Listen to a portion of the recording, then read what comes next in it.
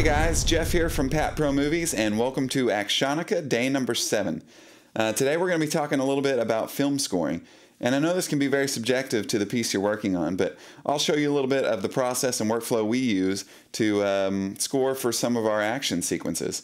And in the meantime, I'll give you some tips and tricks on how to get a little more punch or clarity from your mixes. So let me take you into Logic and we'll get started. Okay guys, welcome to my Logic session here. The track is called Drunkception, and you may hear why in just a minute. But I want to start you out with a little overview of what all is actually going on here in this session. I've got quite a few tracks here of orchestral drums, and orchestral drums are just great for giving a huge epicness to the piece. And of course this action short was very worthy of epic music, so started building around the piece with the drums and then started adding other elements such as little sound design elements you may hear here. I'll play you one here.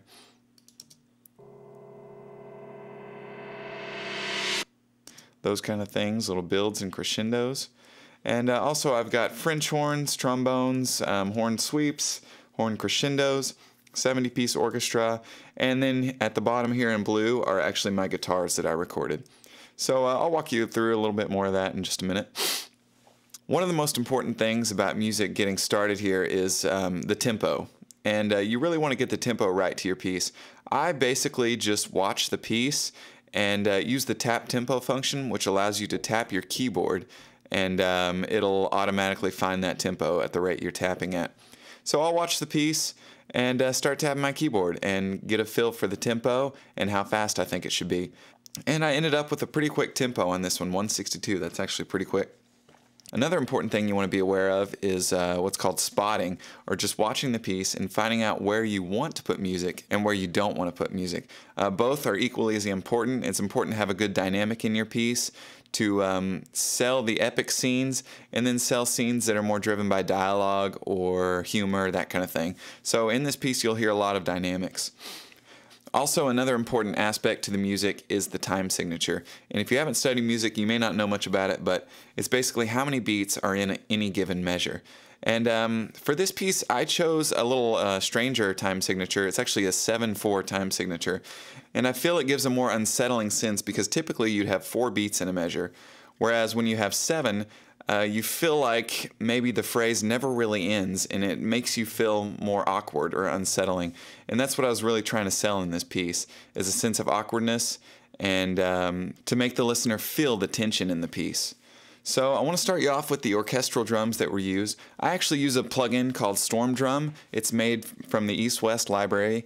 You may not have access to these plugins. They're a little bit more expensive, but I can highly recommend them. They're definitely worth it. I've basically got quite a few drums going on here. I'll let you take a listen to them.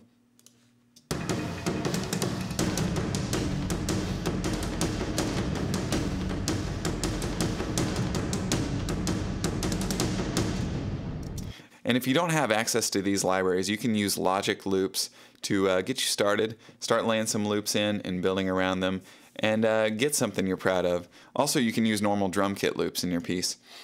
I'm going to take you down here to some of the sound design elements of my music. I do like to sound design separately. However, in the music realm, there's also some musical sound effects I can use. And I'll show you some of these here.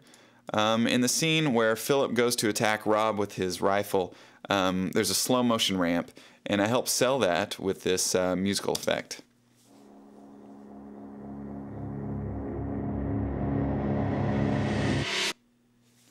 Pretty cool there. It's kind of a backwards swell going on. Also, you'll find in this piece a lot of horns, and this is where the Inception theme kind of played in. I got these, you notice they're called Ception horns here in bones, and they're just basically big, boomy horns.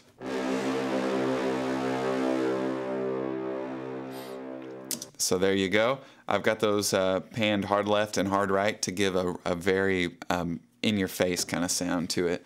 Also in this piece you'll hear some horn swells and sweeps like this. There you go. And those can all be found in the East West library. This is the Symphonic Orchestra library for East West. These are pre-played patches that you can apply to your mixes. Pretty simple, but extremely effective. Also in this piece, I've got a 70-piece orchestra, and this kind of gives some tension notes to the piece.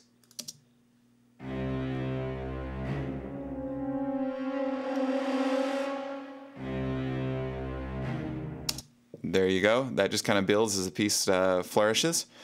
And lastly, I'd highly recommend recording electric guitars for your piece if you have the ability or know someone who plays, especially for action movies.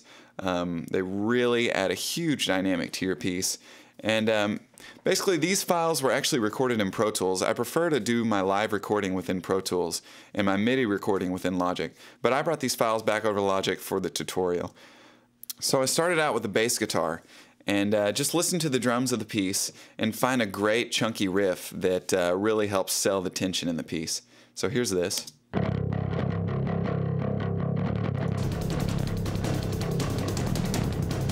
And that's just a bass guitar run through an Ibanez tube screamer and plugged directly into my Pro Tools interface.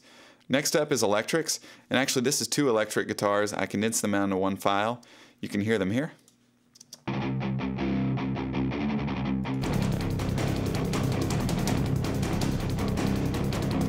And the electric guitars were tuned down to drop C for this piece. The lower you go with your tuning, the more chunky, the more heavy it gets. So I recommend tuning down, especially for these kind of pieces. Also, the 2 guitars recorded were 2 completely different takes. A lot of people prefer just to digitally double their guitar takes. However, as a purist, I prefer to play the same take over again, identically. However, there's always something a little different, so they will have different nuances in each take.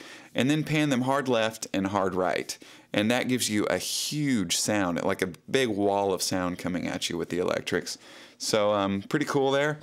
Next up is adding some lead guitars to the piece.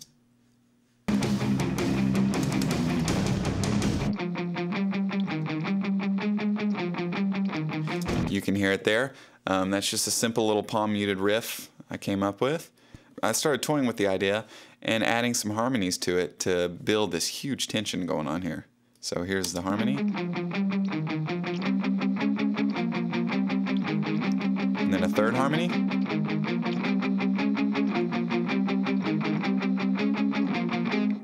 So there you go there, starting to build up the tension.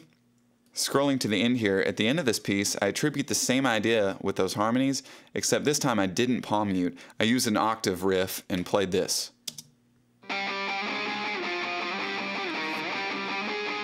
Added a harmony.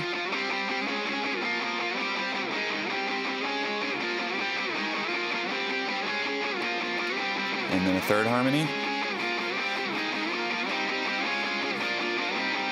And you'll hear the complete mix here.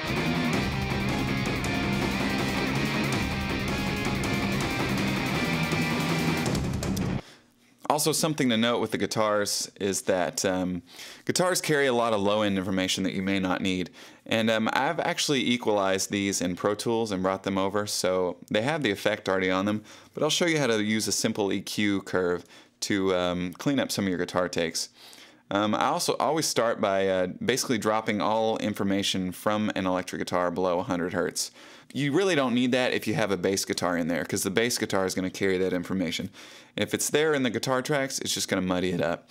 So I'll take that out. A lot of times lead guitars may need a little presence there at 5K or maybe around 1K or 2K. So in that general area is a good place to start. Even with the chunky guitars, you can take out that low 100 Hertz information. It's just not needed. It's just going to muddy up your mix. The bass guitar is going to take care of that. So a simple EQ. Also on the lead guitars, I added some reverb and delay just to help sell that lead guitar effect. Really sits well. And coming towards the end here, we've got a huge build-up. Obviously, I don't have the final video in here, but this was a placeholder.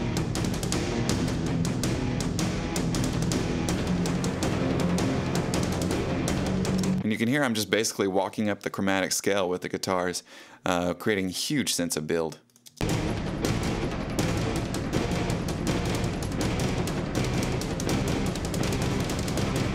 And lastly, I added this shred guitar at the end here just to give a huge fill.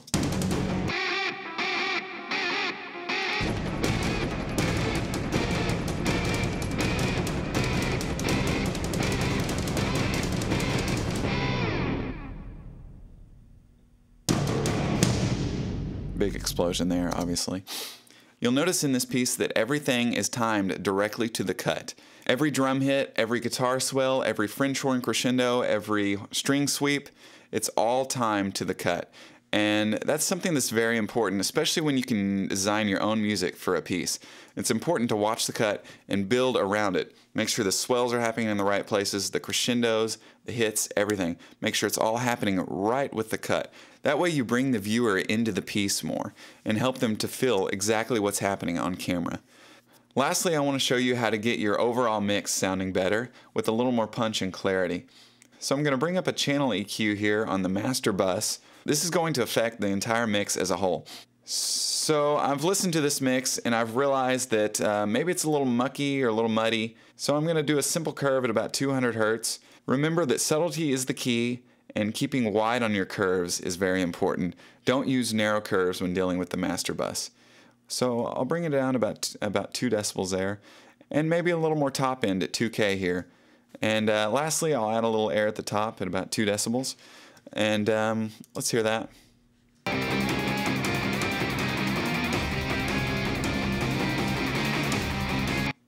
So that gives me a little more clarity in my mix, gets rid of some of the low end frequencies. Also, I'm going to bring up a compressor on the overall mix to level out the dynamics a little bit. So I'll open up this compressor.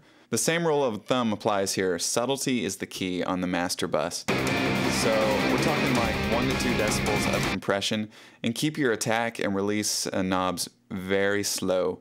That way you don't hear the compressor reacting to the dynamics of the piece. A ratio of about maybe 2 to 1, 1.5 to 2 to 1, somewhere around there. And let's play this. So there we go. That'll help level out the dynamics a little bit.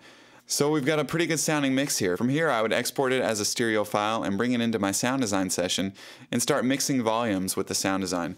So stick around for the next tutorial. I'm actually going to be releasing this music for free download, and you're welcome to use that in your pieces if you'd like. So thanks a lot for watching, and we'll see you next time.